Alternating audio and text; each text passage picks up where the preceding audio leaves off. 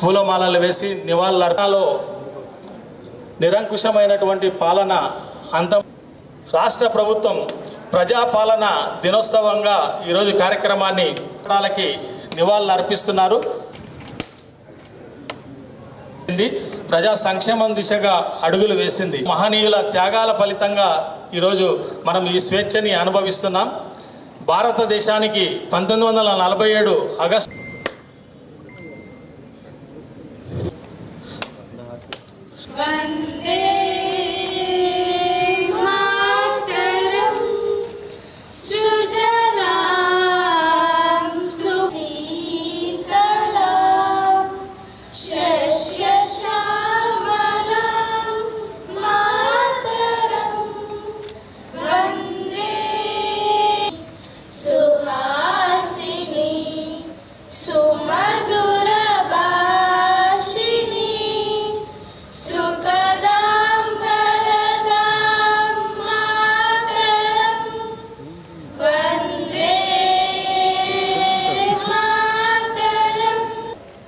పతాకాన్ని గౌరవ మంత్రివర్యులు ఆవిష్కరిస్తున్నారు.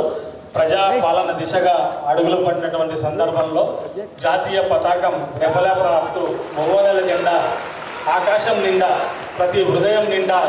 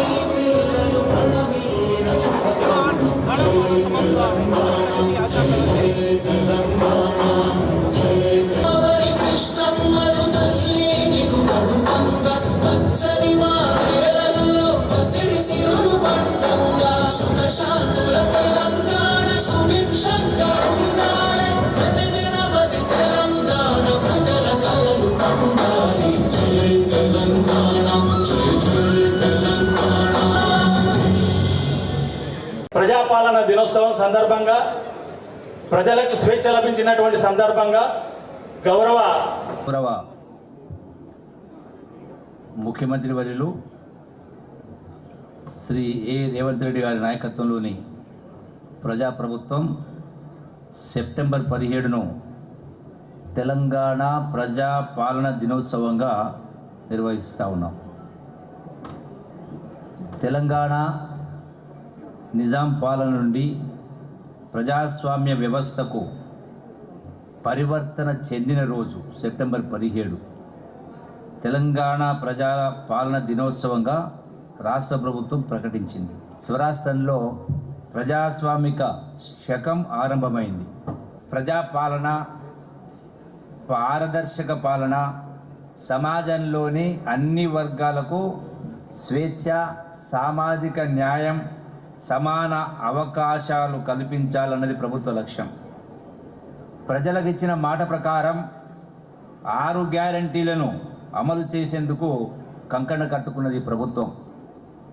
ఈ ప్రజాప్రభుత్వం ప్రజలకు ఇచ్చిన వాగ్దానాల మేరకు అభయస్థం హామీలను ఒక్కొక్కటిగా అధికారులకు వచ్చిన 48 గంటల నుంచే అమలు చేయడం ప్రారంభించింది. చాలా అంశాలు ఉన్నాయి. మహాలక్ష్మి పథకం, ఇందుకు తొలిమెట్టుగా రాష్ట్ర మహిళలందరికీ ఇప్పటికే మహాలక్ష్మి పథకం కింద ఉచిత ఆర్టీసీ బస్సు ప్రయాణం కల్పించాం.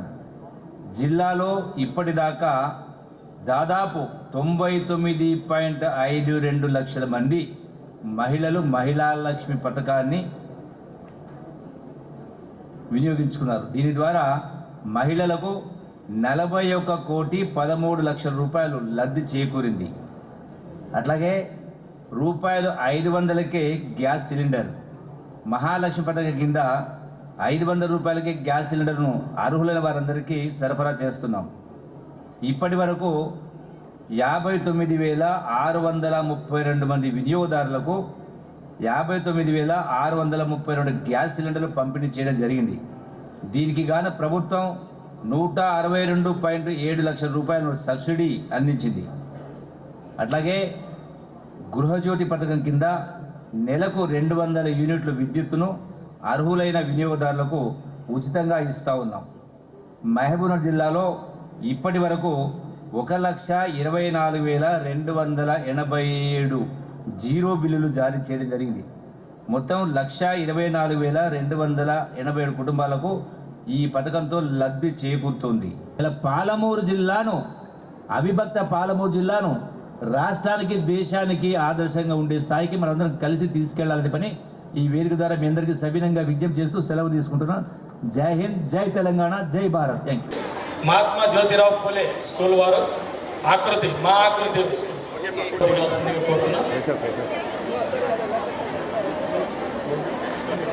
స్వాతంత్ర పోరాటంలో పాల్గొనమానించాల్సిందిగా కోరుతున్నా. అలాగే సుఖదాదేవి గారిని కూడా సన్మానించాలి. స్వాతంత్ర అందరూ మీటింగ్ హాల్లో సమావేశం